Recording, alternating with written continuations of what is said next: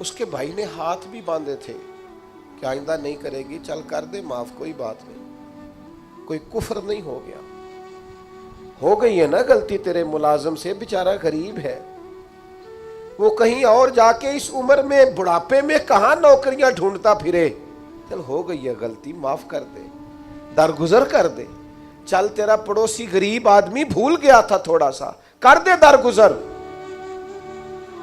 لیکن ہم اس معاشرے اور سوسائٹی میں رہتے ہیں جہاں ہر وقت جج بنے رہنے کا شوق ہے لوگوں، فیصلے کرنا اور مطلق العنان بن کے کرنا، اور بس جی بس میں نے کہہ دیا ہے، اب دوبارہ سے میں کسی کی بات نہیں سنتا۔ آپ مجھ سے ناراض نہ ہو دیں تو یہاں تو مسجد کی کمیٹی کا صدر کسی سے کنٹرول نہیں ہوتا، سارا کچھ بگڑتا ہے تو بگڑ جائے الا ماشاءاللہ، لیکن ہمارا مزاج ہے ماں بدولت نے جو کہہ دیا وہ ہو کے رہے گا۔ پتھر برسانے والے، تکلیفیں دینے والے، اذیتیں دینے والے حضور کے سامنے گردنیں جھکائے کھڑے تھے، بتاؤ بھائی تمہارے ساتھ کیا سلوک کروں؟ فتح مکہ کے دن اعلان ہو رہا ہے، انہوں نے پتہ کیا کہا؟ انہوں نے میرے محبوب کے عظمتوں والے باب کا ذکر چھیڑ دیا، کہنے لگے آپ بھی بڑے ہی کریم ہیں، اور آپ کے والد عبداللہ بھی بڑے ہی کریم تھے، بڑے کریم باپ کے بیٹے ہیں آپ، وہ بڑے کریم تھے۔ نبی پاک علیہ السلام نے فرمایا اگر تم نے یہ کہا ہے تو جاؤ، پھر تم پر کوئی بدلہ نہیں، تمہارے ساتھ وہی سلوک کرنا ہے جو جناب یوسف نے مصر آئے ہوئے بھائیوں کے ساتھ کیا تھا، انہوں نے کنویں میں پھینکا تھا اور جناب یوسف نے سینے سے لگا لیا تھا، لہذا تمہارے ساتھ وہی کچھ کرنا ہے۔ وہ لوگ حضور نے انہیں معاف کر دیا۔ میں اگر ایک جملہ کہوں تو شاید آپ کو اچھا لگے اور آپ کہیں کہ یہ جملہ کوئی کسی اچھے ادیب نے اور کسی اچھے دانشور نے بڑی اچھائی سے کہا ہے۔ حضور نے انہیں معاف کر کے رہا کر دیا، پر وہ قیامت تک کے لیے میرے نبی کی زلف کے قیدی بن گئے۔ فرمایا جاؤ نا جاؤ، میں نے تمہیں رہا کیا۔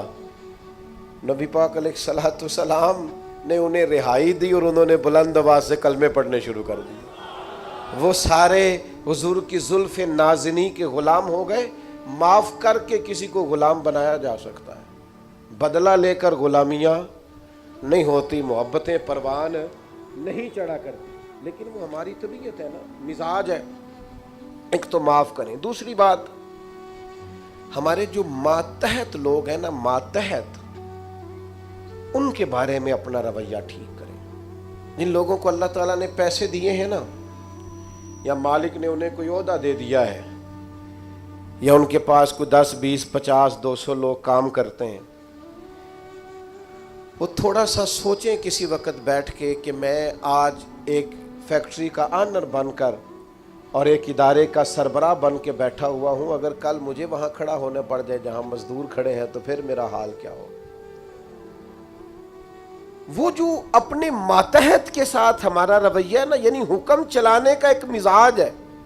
وہ میں ایک دفعہ ایک بڑی محفل نعت میں مہمان خصوصی بنا لیا گیا، تو میں نیچے اتر رہا تھا تو کوئی صاحب تھے اس محفل میں جو کسی خاص نشست پر وہ بھی بٹھائے گئے تھے، اور میرے ساتھ وہ باتیں بھی کر رہے تھے۔ باتیں کیا کرنی ہوتی ہیں، بعضوں کا زیادہ مسئلہ تو تصویروں کا ہوتا ہے، تو بھی چل رہی تھیں اور نظام چل رہا تھا آگے آگے۔ تو میں جب نیچے اترا تو ایک غریب آدمی میرے گلے میں پھولوں کا ہار ڈال کے کہنے لگا پیر صاحب میں بھی سینہ ملا لوں۔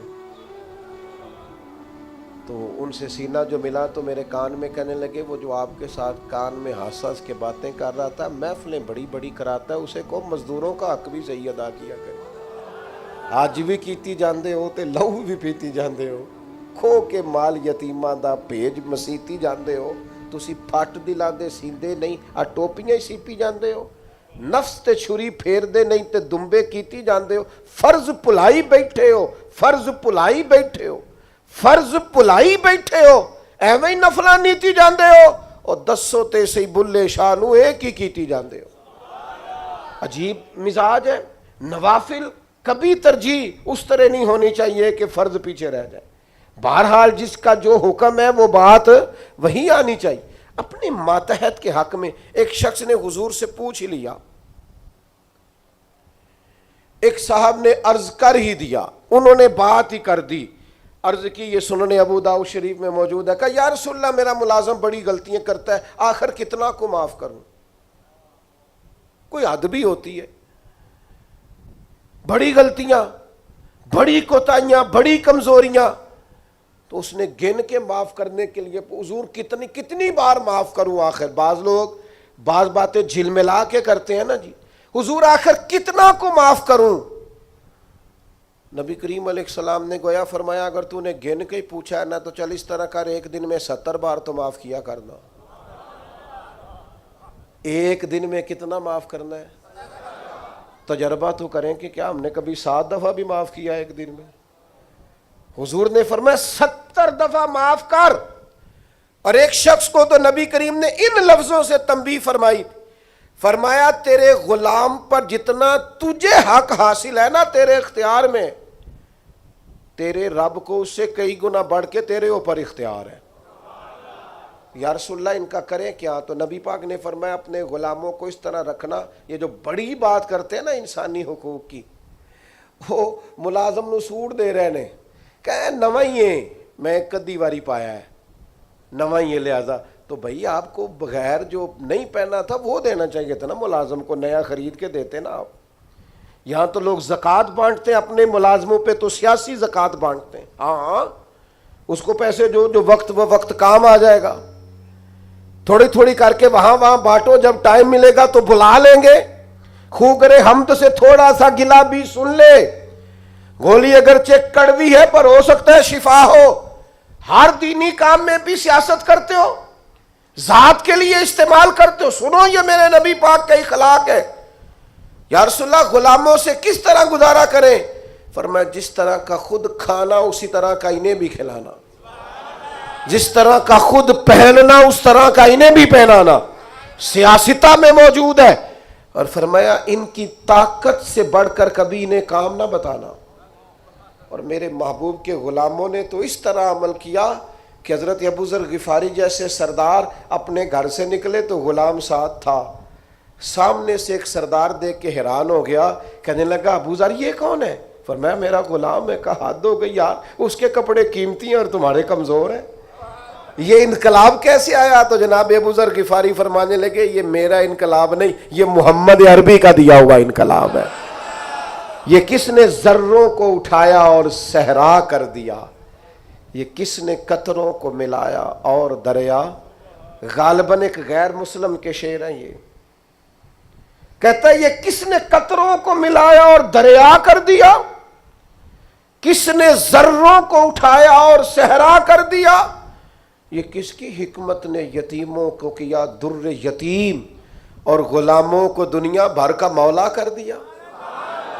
جب حضرت بلال کو کعبے کی چھت پر اذان پڑھنے کی باری آئی تو کچھ لوگوں نے مشورہ دیا تھا کہ حضور کافر پہلے ہی مر گئے, تو حضرت بلال کو کعبے کی چھت پہ دیکھیں گے تو اور مر جائیں گے.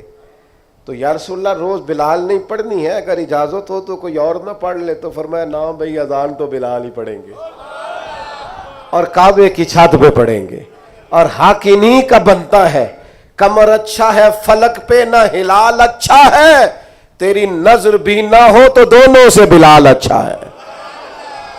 نبی پاک صلی اللہ تعالی علیہ وسلم نے نا غلاموں کے ساتھ بالخصوص اچھا سلوک کرنے کا, جناب حضرت سیدہ ام سلمہ رضی اللہ تعالی عنہ بیان فرماتی ہیں کہ وہ وقت جس وقت میں حضور کا وصال ہوا اور وہ مرض جس مرض کے ساتھ ظاہراً سرکار کا وصال ظاہری ہوا, فرماتے ہیں اس وقت بھی میں نے حضور سے جو آخری جملے ظاہری طور پر سنے وہ یہی تھے کہ نماز کا خیال رکھنا اور غلاموں سے اچھا سلوک کرنا, اپنے ماتحت لوگوں کا خیال رکھنا, سخت لہجہ, آمرانہ مزاج.